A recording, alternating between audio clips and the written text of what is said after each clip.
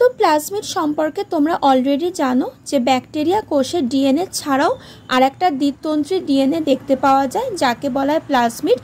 এটা এখন হচ্ছে ট্রান্সজেনিক ব্যাকটেরিয়া বা জীব সৃষ্টিতে অ্যাজ ভেক্টর কাজ করে। তো এই প্লাজমিডের কিছু টাইপস আছে, সেগুলো একটু দেখে নাও। এফ প্লাজমিড যেটা একটা সেক্স ফ্যাক্টর হিসেবে কাজ করে, আর প্লাজমিড যেটা হচ্ছে রেজিস্ট্যান্স ফ্যাক্টর হিসেবে কাজ করে, মেনলি অ্যান্টিবায়োটিককে প্রিভেন্ট করতে হেল্প করে। কোল প্লাজমিড হচ্ছে কলিসিন নামক একটা টক্সিন তৈরি করে, আর টিআই প্লাজমিড হচ্ছে টিউমার সৃষ্টি করে।